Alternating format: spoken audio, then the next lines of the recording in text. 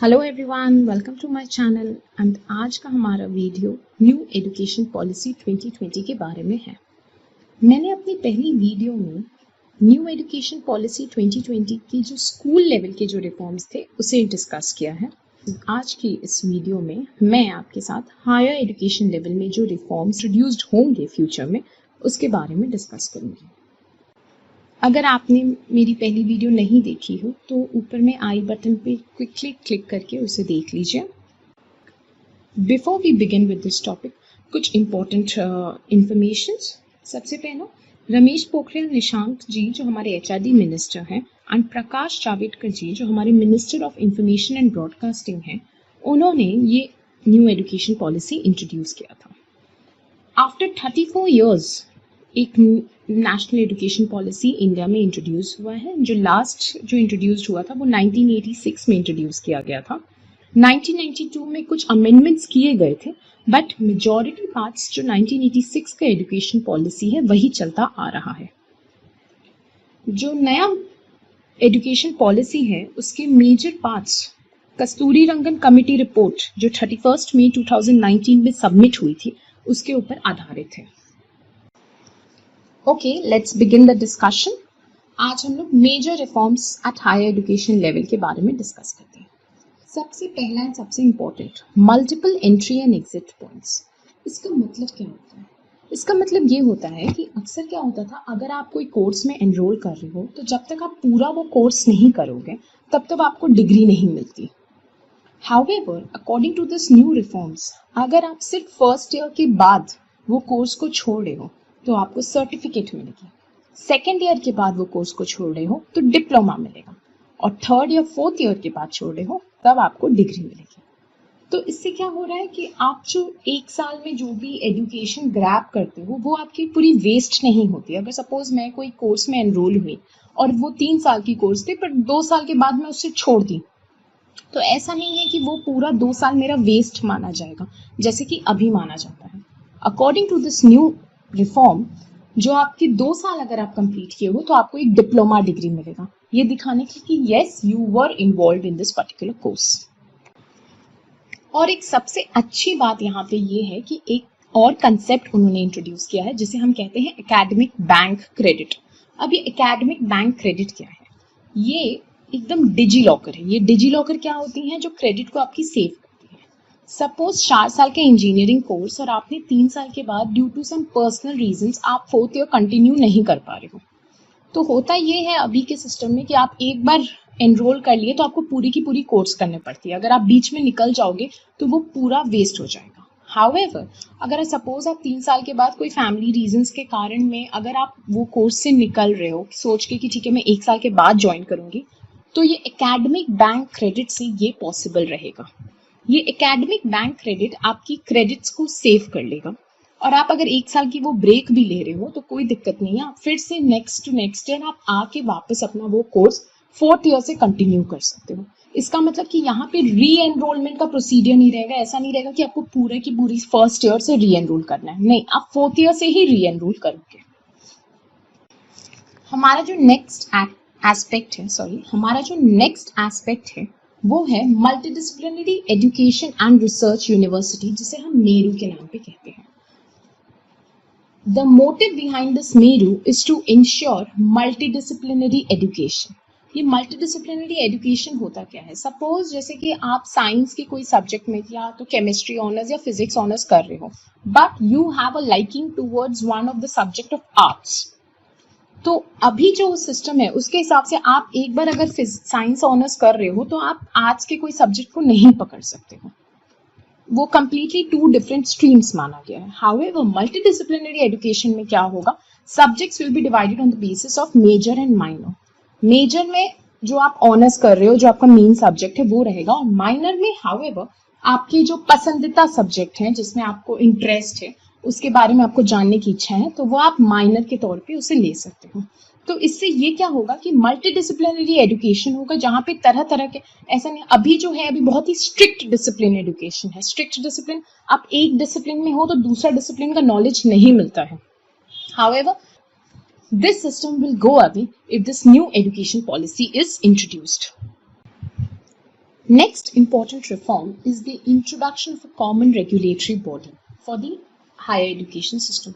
ये common regulatory body क्या होती है? रेगुलेटरी बॉडी वो होती है जो कॉलेज के जितने भी कॉलेजेस हैं उनकी वर्किंग, रूल्स, रेगुलेशन, फंडिंग या उन्हें ग्रेडिंग करना, ये काम करती है।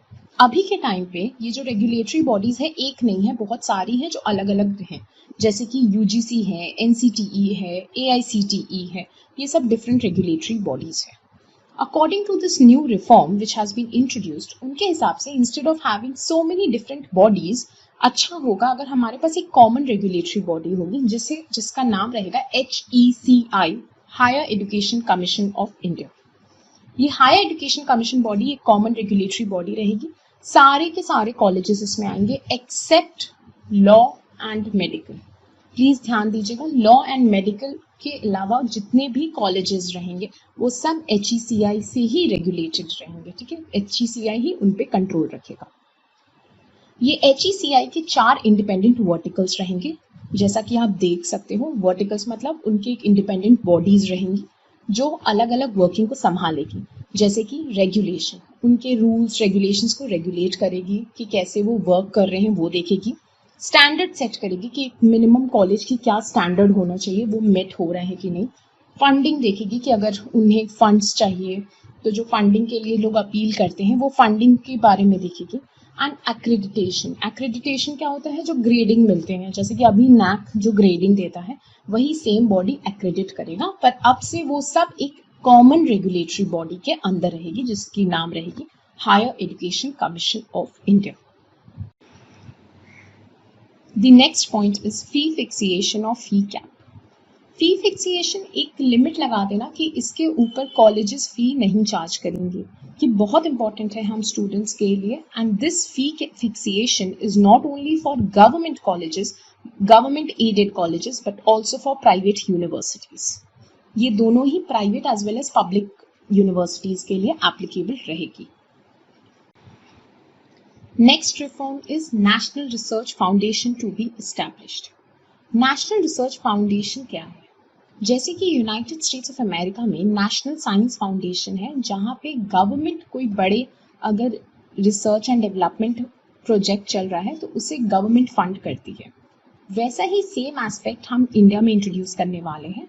हाउएवर द डिफरेंस, यहाँ पे जो डिफरेंस होगी वो ये होगी कि वहाँ पे सिर्फ साइंस पे फोकस किया गया था, बट हमारे रिफॉर्म्स के हिसाब से हम साइंस एंड सोशल साइंस दोनों के ऊपर फोकस किया जाएगा। Science and social science field में कोई भी अगर बड़ा प्रोजेक्ट लिया गया है रिसर्च एंड डेवलपमेंट में, so it will be funded by the government. Next major reform जिसके बारे में डिस्कस किया गया है वो है e content in regional languages. This is a very important step, क्योंकि ये इस स्टेप से पता चल रहा है कि हम मल्टीकल्चरलिज्म, हम हमेशा कहते हैं India is a multicultural country, ये एटलीस्ट ये प्रूव कर देगा।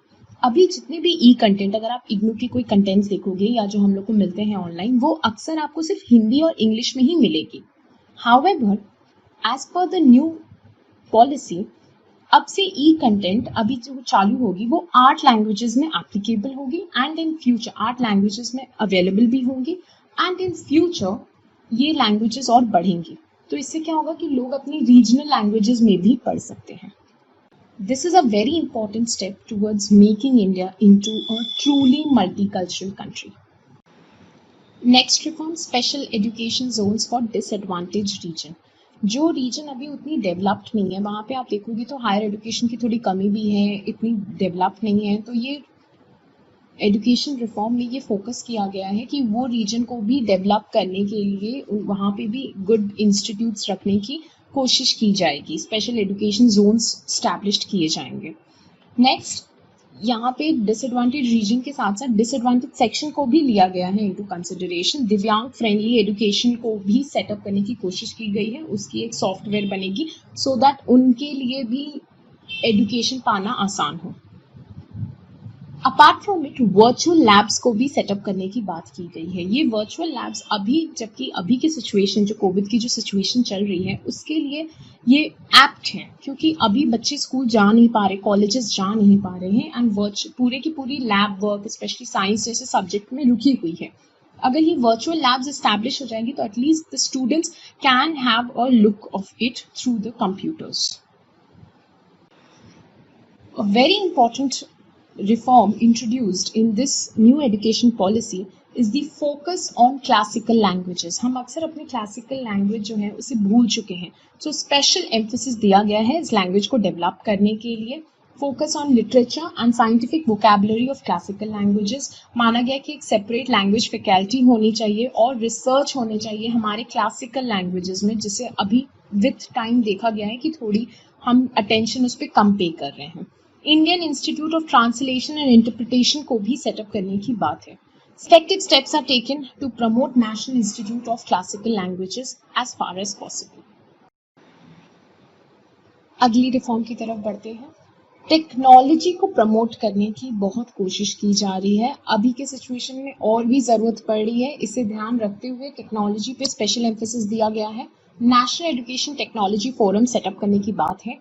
Education planning, teaching, learning, assessment, अलग अलग तरीके डिज़ाइन करना बोला गया है कि अलग अलग तरीके डिज़ाइन करें जिससे लर्निंग आपकी ऑनलाइन हो जाए. एंड लास्टली सबसे इम्पॉर्टेंट बात कि एजुकेशन सेक्टर में 6% ऑफ द जीडीपी की इन्वेस्टमेंट होनी चाहिए. अभी के टाइम पे 4.4% हो रही है. ये माना गया है कि जब तक 6% इन्वेस्टमेंट एटलीस्ट एजुकेशन सेक्टर में होनी चाहिए so that the development of the country will become very fast. Thank you so much for watching my video. I hope New Education Policy 2020 अब आपको और clear हो गई हो. If you liked the content, please do not forget to like, comment and subscribe my channel. Thank you.